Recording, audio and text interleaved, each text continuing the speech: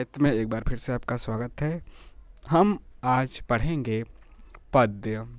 यह आपका जो बुक है सरस्वती पांडे गोविंद पांडे का बुक है, हिंदी भाषा एवं साहित्य का वस्तुनिष्ठ इतिहास, और इसमें हिंदी साहित्य हम पढ़ रहे हैं। आज पद्य देखेंगे। इससे पहले हमने भाषा विज्ञान और जो प्रमुख चीज़ें हैं, व्याकरण से संबंधित प्रमुख चीज़ें हैं, उसको हमने पढ़ लिया है।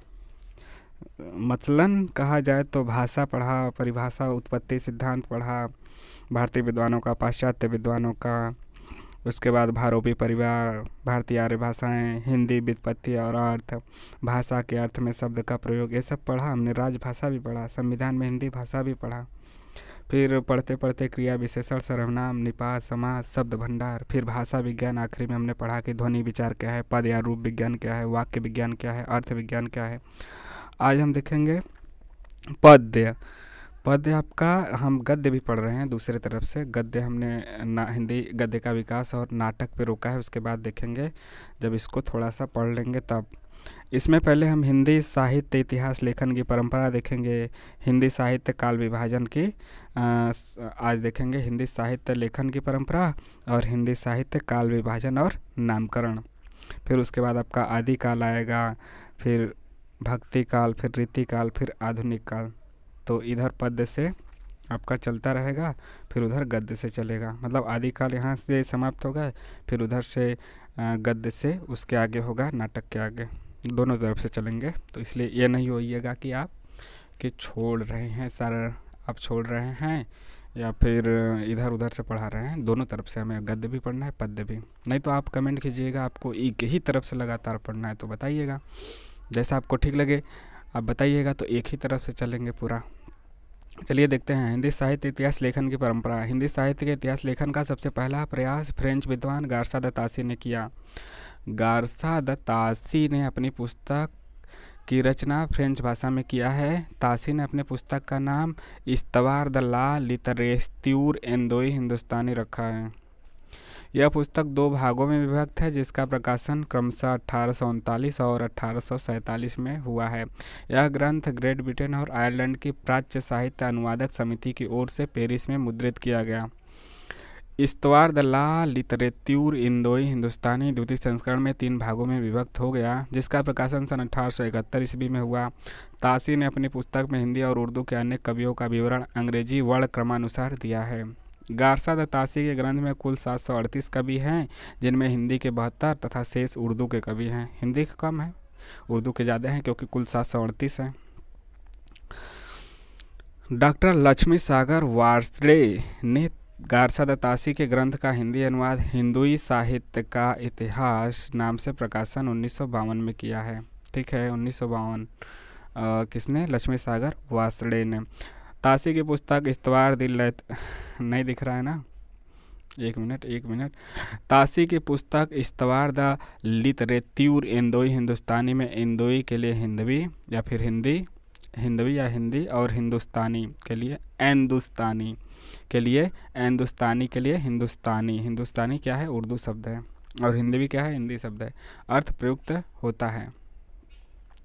हिंदी साहित्य इतिहास लेखन की परंपरा में हिंदी भाषा में लिखा प्रथम ग्रंथ श्री महेश दत्त शुक्ल द्वारा रचित भाषा काव्य संग्रह है। भाषा काव्य संग्रह का हिंदी साहित्य लेखन की परंपरा में हिंदी भाषा में लिखा प्रथम ग्रंथ श्री महेश दत्त शुक्ल द्वारा रचित भाषा काव्य संग्रह है। भाषा काव्य संग्रह का प्रकाशन वर्ष 1873 है। इसमें नवल किशोर प्रेस लखनऊ से यह प्रकाशित हुआ। तो किसका है? महेश दत्त शुक्ल द्वारा भाषा काव्य संग्रह। कब? 1873। अगले जो पॉइंट है, शिव सिंह सेंगर ने शिव सिंह सरोज नाम से हिंदी भाषा में दूसरा महत्वपूर्ण इतिहास ग्रंथ लिखा। शिव सिंह सरोज का प्रकाशन वर्ष कब है? 1883, और उनका भाषा काव्य संग्रह का 1873। शिव सिंह सरोज में 1 मतलब कि 838 कवि भाषा कवियों का जीवन चरित्र तथा उनकी कविताओं का उदाहरण दिया गया है। सन 1888 में एशियाटिक सोसाइटी ऑफ बंगाल की पत्रिका के विशेषांक के रूप में ग्रियर्सन द्वारा रचित the modern vernacular literature of Hindustan का प्रकाशन हुआ। कब? 1888 में। जॉर्ज ग्रियर्सन द्वारा रचित the modern vernacular literature of Hindustan की सच्चे अर्थों में हिंदी साहित्य का पहला इतिहास ग्रंथ माना जाता है। इसको the modern vernacular literature of Hindustan को, जो कि जॉर्ज ग्रियर्सन का है, सच्चे अर्थों में हिंदी साहित्य का पहला इतिहास ग्रंथ इसे माना जाता है। ग्रियर्सन ने अपने ग्रंथ में 952 कवियों को शामिल किया है। डॉक्टर किशोरीलाल गुप्त ने the modern vernacular literature of Hindustan का अनुवाद किया किस नाम से? हिंदी साहित्य का प्रथम इतिहास नाम से किशोरीलाल गुप्त ने, जिसका प्रकाशन वर्ष 1957 है। 1857 की क्रांति हुई थी, तो उसी क्रांति के 100 साल बाद याद रखिएगा कि यह हुआ 1957 में। तो ना गलत दिया है क्या? 1 मिनट, 1857, ठीक है, 1857 शीर्षक से अनुवाद किया। यहाँ पे आप लोग बताइएगा, इसको हम स्टार लगा देते हैं, ठीक है। इस फैक्ट को हम लोग चेक करेंगे, ठीक है। चेक करने के बाद इसको हम लोग देखेंगे। हाँ तो दोस्तों, हमने फैक्ट चेक कर लिया है, बिल्कुल सही है, इसमें कन्फ्यूजन मत होइएगा। आप लोग यह ना सोचे कि हमें कन्फ्यूज किया जा रहा है, बल्कि सवाल उठना चाहिए। देखिए होता क्या है कि आप भी रिसर्च यदि करते हैं तो भी तो पुराने चीज़ों को आप अपने हिसाब से फिर से अनुवाद कर सकते हैं या उसमें चेंज कर सकते हैं। तो 1957 बिल्कुल सही है। कन्फ्यूजन हमने पैदा किया लेकिन सोचने के लिए मजबूर किया कि आप लोग भी सोचते हुए पढ़िएगा, क्योंकि हर किताब में कुछ न कुछ छोटी छोटी गलतियाँ दी रहती हैं। 10% तो मान ही लीजिए, 10 नहीं तो 5% तो रहता ही है, तो उसको हमें सोचते हुए चलना है। तो आप कन्फ्यूजन दूर रहे, बिल्कुल सही है। यहाँ पे डॉक्टर किशोरीलाल गुप्त ने the modern vernacular literature of Hindustan का हिंदी साहित्य का प्रथम इतिहास शीर्षक से हिंदी अनुवाद किया, जिसका प्रकाशन वर्ष 1957 है। आगे बढ़ते हैं। ग्रियर्सन ने कवियों और लेखकों का कालक्रमानुसार वर्गीकरण तथा उनकी प्रवृत्तियों को स्पष्ट किया। विभिन्न युगों की काव्य प्रवृत्तियों की व्याख्या करते हुए उनसे संबंधित सांस्कृतिक परिस्थितियों व प्रेरणा स्रोतों का उद्घाटन किया। प्रस्तुत ग्रंथ को विभिन्न कालखंडों में विभक्त किया गया है तथा प्रत्येक अध्याय काल विशेष का सूचक है। जॉर्ज ग्रियर्सन ने प्रथम बार हिंदी साहित्य का भाषा की दृष्टि से क्षेत्र निर्धारण करते हुए संस्कृत, प्राकृत एवं अरबी फारसी मिश्रित उर्दू को उससे पृथक किया। क्या किया? ग्रियर्सन ने पहली बार हिंदी साहित्य का भाषा की दृष्टि से क्षेत्र निर्धारण करते हुए संस्कृत, प्राकृत तथा अरबी फारसी मिश्रित उर्दू को उससे पृथक किया। हिंदी साहित्य के विकास का क्रम का निर्धारण चारण काव्य, धार्मिक काव्य, प्रेम काव्य, दरबारी काव्य के रूप में किया। चारण, धार्मिक, प्रेम और दरबारी 16वीं 17वीं शताब्दी के युग यानी कि भक्ति काल को हिंदी काव्य का स्वर्ण युग माना जाता है। ग्रियर्सन की स्वर्ण युग मानना ग्रियर्सन की महत्वपूर्ण उपलब्धि है। इसमें मतलब माना गया है, तो उसमें किसका सबसे बड़ा हाथ है? ग्रियर्सन का। मिश्र बंधुओं कौन कौन? गणेश बिहारी, श्याम बिहारी, सुख बिहारी, सुखदेव बिहारी मतलब वही है। इसको आप GSS से भी याद कर सकते हैं, गणेश बिहारी, श्याम बिहारी, सुख बिहारी, या फिर ऐसे भी याद कर सकते हैं SSG। 1 मिनट, SSG ज़्यादा सही रहेगा। SSG श्याम बिहारी, सुख बिहारी और गणेश बिहारी, तो इन्हें ही तीनों को मिला के मिश्र बंधु कहा जाता है। तो इन्होंने क्या किया कि मिश्र बंधु विनोद नामक इतिहास ग्रंथ की रचना की है मिश्र बंधुओं ने, और इनका नाम तो दिया ही है। मिश्र बंधु विनोद 4 भागों में विभक्त है। मिश्र बंधु विनोद 4 भागों में है, जिसके प्रथम 3 भाग का प्रकाशन 1913 में हुआ, जबकि चौथे भाग का 1934 में हुआ। मिश्र बंधु विनोद में 4591 कवियों की जीवनी वृत्त वर्णित है। इसमें अनेक अज्ञात कवियों को प्रकाश में लाने के साथ ही उनके साहित्यिक महत्व को स्पष्ट करने का प्रयास किया गया है। तो 1900 मिश्र बंधुओं का जो है मिश्र बंधु विनोद, तीनों लोगों ने मिलकर लिखा है, इन्हें मिश्र बंधु कहा जाता है। 4 भागों में इनका किताब मिश्र बंधु विनोद विभक्त है। 3 भागों का प्रकाशन वर्ष तो 1913 है, चौथे भाग का 1934 है, और मिश्र बंधु विनोद में 4591 45 का दुगना 90, 90 + 1 4591 कवियों का जीवन वृत्त वर्णित है। आगे देखते हैं। मिश्र बंधु विनोद में कवियों का सापेक्षिक महत्व निर्धारित करने के लिए उनकी 4 श्रेणियां बनाई गई है। हिंदी साहित्य इतिहास लेखन की परंपरा में आचार्य रामचंद्र शुक्ल द्वारा रचित हिंदी साहित्य का इतिहास का स्थान सर्वोच्च है। इसलिए तो कहा जाता है कि रामचंद्र शुक्ल का बुक जरूर पढ़े हिंदी साहित्य का इतिहास। जब भी आप शुरुआत कर रहे हैं तो रामचंद्र शुक्ल की बुक से ही पढ़ें। शुक्ल का इतिहास मूलतः नागरी प्रचारणी सभा द्वारा प्रकाशित है। आचार्य शुक्ल का इतिहास मूलतः नागरी प्रचारणी सभा द्वारा प्रकाशित हिंदी शब्द सागर की भूमिका के रूप में हिंदी साहित्य का विकास के नाम से सन 1929 में प्रकाशित हुआ था। पहले हिंदी साहित्य का इतिहास किस नाम से हुआ था? हिंदी साहित्य के विकास के नाम से। कहाँ? नागरी प्रचारणी सभा द्वारा हिंदी शब्द सागर की भूमिका के रूप में। हिंदी साहित्य का इतिहास में 1000 कवियों और लेखकों को शामिल किया गया है। हिंदी साहित्य का इतिहास में 1000 लेखक कवि हैं मिला जुला कर, ठीक है। आगे देखते हैं। आचार्य शुक्ल ने शिव सिंह सेंगर, जॉर्ज ग्रियर्सन तथा मिश्र बंधुओं के इतिहास को कवि वृत्त संग्रह कहा है। शिव सिंह सेंगर, जॉर्ज ग्रियर्सन और मिश्र बंधुओं को क्या कहा है? कवि वृत्त संग्रह। आचार्य शुक्ल ने लिखा है, जबकि प्रत्येक देश का साहित्य वहाँ की जनता की चित्तवृत्ति का संचित प्रतिबिंब होता है, तब यह निश्चित है कि जनता की चित्तवृत्ति के परिवर्तन के साथ साथ साहित्य के स्वरूप में परिवर्तन होता चला जाता है। आदि से अंत तक इन्हीं चित्तवृत्तियों की परंपरा को परखते हुए साहित्य परंपरा के साथ उनका सामंजस्य दिखाना ही साहित्य का इतिहास कहलाता है। जनता की चित्तवृत्ति बहुत कुछ राजनीतिक, सामाजिक, सांप्रदायिक और धार्मिक परिस्थितियों के अनुसार होती है। जनता की चित्तवृत्ति कैसी होती है? याद रखिएगा, राजनीतिक होती है, सामाजिक होती है, सांप्रदायिक होती है, धार्मिक होती है। तो यहाँ से भी कथन पूछा जाता है कि कौन सा नहीं चर्चा किया, तो राजनीति का भी किया, समाज का भी किया, सांप्रदाय और धर्म का भी किया।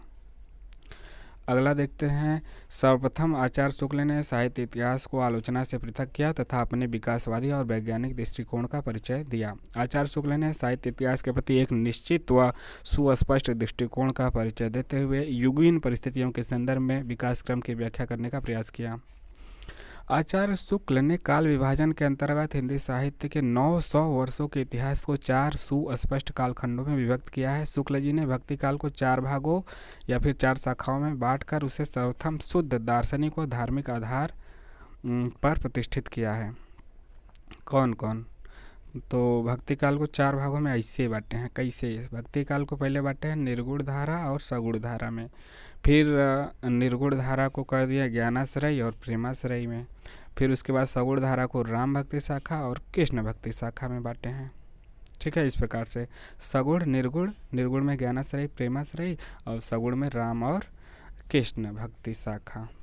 आगे देखते हैं। शुक्ल ने अपने इतिहास में पहली बार कवियों और साहित्यकारों के जीवन चरित्र संबंधी इतिवृत्ति के स्थान पर उनकी रचनाओं के साहित्यिक मूल्यांकन को प्रमुखता दी। उनके जीवन चरित्र को न देख के उनके रचनाओं को ज़्यादा महत्व दिया, कहने का मतलब है। एडविन ग्रिप्स महोदय ने सन 1917 में अंग्रेजी भाषा में ए स्केच ऑफ हिंदी लिटरेचर नाम से हिंदी साहित्य का एक संक्षिप्त इतिहास ग्रंथ लिखा है। कौन? Edwin Greaves. कब? 1917 में। क्या? A sketch of Hindi literature. इन्होंने हिंदी साहित्य के इतिहास के 5 विभाग किए हैं। और सन 1920 में क्या हुआ? FEK ने अंग्रेजी भाषा में ए हिस्ट्री ऑफ हिंदी लिटरेचर, देख रहे हैं वो हिंदी को भी अंग्रेजी में लिख रहे हैं, ए हिस्ट्री ऑफ हिंदी लिटरेचर नाम से एक इतिहास ग्रंथ लिखा है। तज़किरा-ई-शुअराई हिंदी 1848 नामक इतिहास ग्रंथ मौलवी करीमुद्दीन द्वारा लिखा गया है। नाम से ही लग रहा है कि उर्दू है तो मौलवी होंगे, मतलब उर्दू के ही कोई लेखक होंगे। इसमें ज़रूरी नहीं, लेकिन ऐसा आप अनुमान लगा सकते हैं। इसमें कुल कवियों की संख्या 1004 है, मतलब मोटी मोटा 1000, जिसमें हिंदी के 62 कवि हैं। इस ग्रंथ में प्रथम बार, बाकी उर्दू के होंगे, इस ग्रंथ में प्रथम बार कालक्रम का ध्यान रखा गया है। आचार्य हजारी प्रसाद द्विवेदी ने 3 इतिहास ग्रंथों की रचना क्रमशः हिंदी साहित्य की भूमिका, आप जानते ही हैं, बार बार यह पूछा जाता है। हिंदी साहित्य की भूमिका 1940, हिंदी साहित्य उद्भव और विकास 1952, हिंदी साहित्य का आदिकाल 1952। मतलब हिंदी साहित्य की भूमिका 1940, हिंदी साहित्य उद्भव और विकास 1952 और हिंदी साहित्य का आदिकाल यह भी 1952 का है। काफ़ी फेमस है, इनका पूछा भी जाता है, पढ़ना भी चाहिए आपको साहित्य की भूमिका, हिंदी साहित्य की भूमिका। आचार्य द्विवेदी ने अपने इतिहास में परंपरा का निरंतरता का अनुशीलन करते हुए एक व्यापक इतिहास दर्शन की भूमिका तैयार की है। डॉक्टर राम कुमार वर्मा ने हिंदी साहित्य का आलोचनात्मक इतिहास लिखा है। आपको पता ही है, डॉक्टर राम कुमार वर्मा को एक आलोचक के रूप में भी जाना जाता है। हिंदी साहित्य का आलोचनात्मक इतिहास नामक पुस्तक लिखा है। हिंदी साहित्य का आलोचनात्मक इतिहास का प्रकाशन कब है? 1938 का है। डॉक्टर वर्मा ने अपने इतिहास ग्रंथ में 693 ईस्वी से 1693 ईस्वी तक की काल अवधि अर्थात संधि काल से लेकर भक्ति काल तक की अवधि को ही लिया है। 693 से 1693 मतलब संधि काल से भक्ति काल तक। डॉक्टर वर्मा ने संपूर्ण ग्रंथ को 7 प्रकरण में विभक्त किया है। डॉक्टर वर्मा ने स्वयंभू को, जो कि अपभ्रंश के सबसे पहले कवि हैं, हिंदी का पहला कवि मानते हुए हिंदी साहित्य का आरंभ 693 ईस्वी में से स्वीकार किया है। 693 से 1693 तक जानते हैं आप। स्वयंभू को अपभ्रंश के सबसे पहले कवि हैं, तो उन्हीं को हिंदी का पहला कवि मानते हुए। नागरी पचाड़ी सभा में हिंदी साहित्य का बृहद इतिहास का प्रकाशन 16 खंडों में हो चुका है।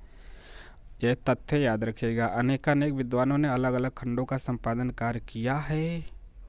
16 भाग यहाँ पे होगा ना, 12वां भाग 16वां भाग, तो 16 भाग हैं हिंदी नागरी पचाड़ी सभा में हिंदी साहित्य का बृहद इतिहास। अलग अलग विद्वान ने अलग कौन कौन किए हैं देखते हैं। पहला भाग हिंदी साहित्य की पीठिका डॉक्टर राजवली पांडे। दूसरा भाग हिंदी भाषा का विकास डॉक्टर धीरेन्द्र वर्मा। तीसरा भाग आदिकाल पंडित करुणापति त्रिपाठी व वासुदेव सिंह। चौथा भाग भक्ति काल निर्गुण भक्ति परशुराम चतुर्वेदी। पांचवा भाग भक्ति काल सगुण भक्ति देवेंद्र नाथ शर्मा व विजयेंद्र स्नातक। छठवां भाग रीतिकाल रीतिवध डॉक्टर नगेंद्र। सातवां भाग रीतिकाल रीतिमुख डॉक्टर भागीरथ मिश्र। आठवां भाग हिंदी साहित्य का अभ्युत्थान भारतेंदु काल संवत 1900 से 1950 डॉक्टर विनय मोहन शर्मा। नवां भाग द्विवेदी काल संवत 1950 से 1975 पंडित सुधाकर पांडे।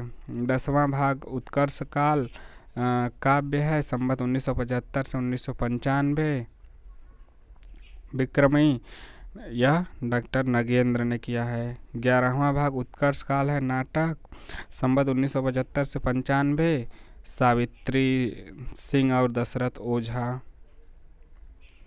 12वां भाग कथा साहित्य के नाम से है संवत 1975 से 1995, यह भी है डॉक्टर निर्मला जैन ने किया है।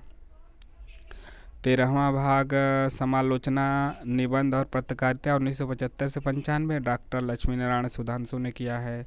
14वां भाग अद्यतन काल है संवत 1995 से संवत आपका 2017 है। जानते हैं कि यह सन से 57 साल ज़्यादा रहता है, इसलिए आपको लगा कि इतना आगे कहाँ से आ गया। तो यह है सहायक डॉक्टर आपके कौन है? हरवंश लाल शर्मा। डॉक्टर हरवंश लाल शर्मा हैं। और डॉक्टर कैलाश चंद्र भाटिया। डॉक्टर हरवंश लाल शर्मा और डॉक्टर कैलाश चंद्र भाटिया है। 15वां है आंतर भारतीय हिंदी साहित्य डॉक्टर नगेंद्र और पंडित राहुल संकीर्तन, आप जानते ही हैं, अथा तो घुमक्कड़ जिज्ञासा घूमने वाले।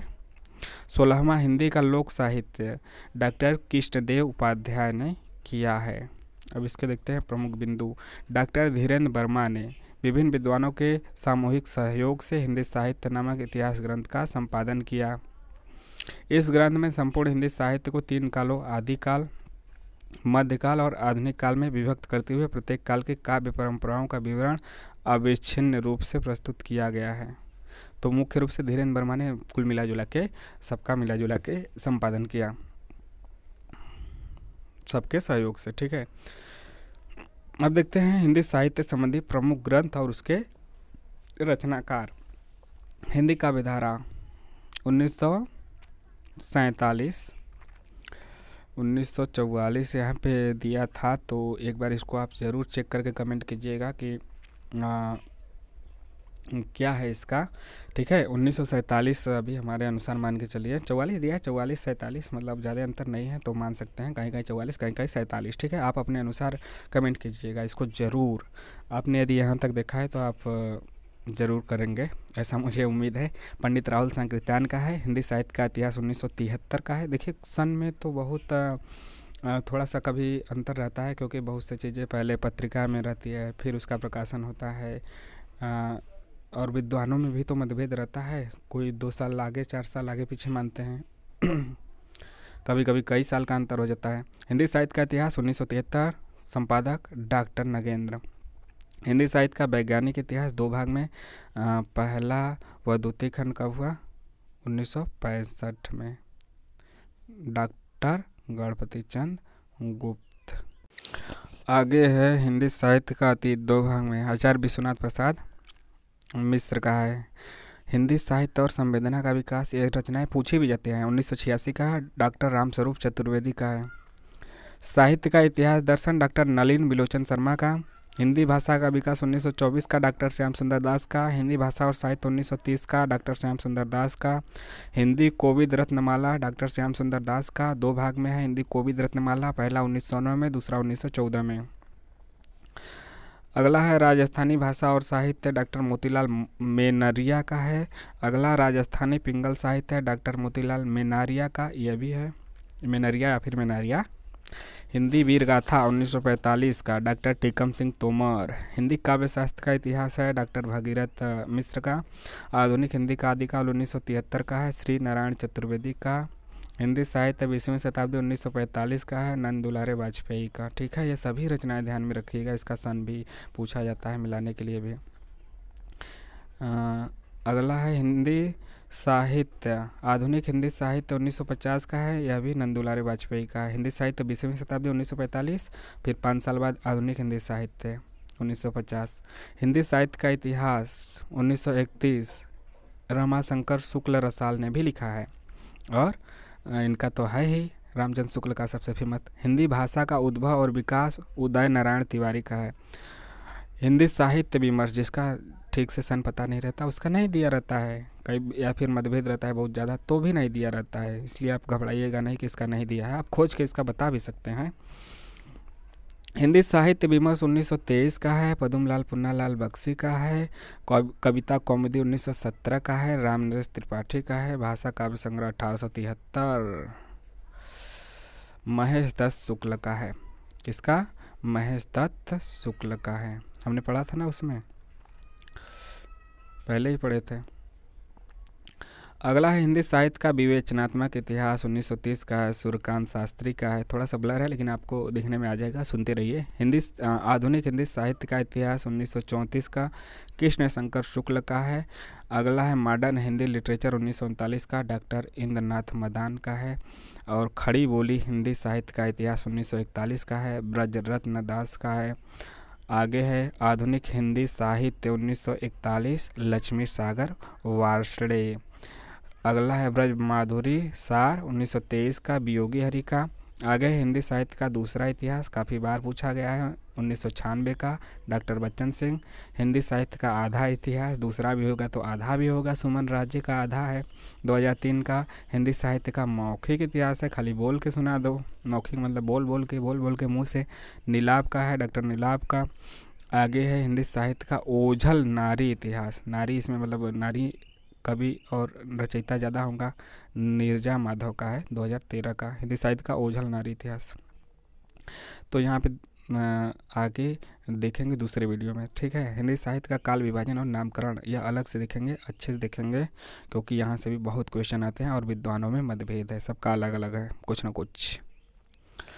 तो आपको कैसा लगा कमेंट कीजिए, चैनल को सब्सक्राइब भी कीजिए और टेलीग्राम से भी जुड़िए। मिलते हैं नए वीडियो में। जय हिंद जय भारत। Subscribe now.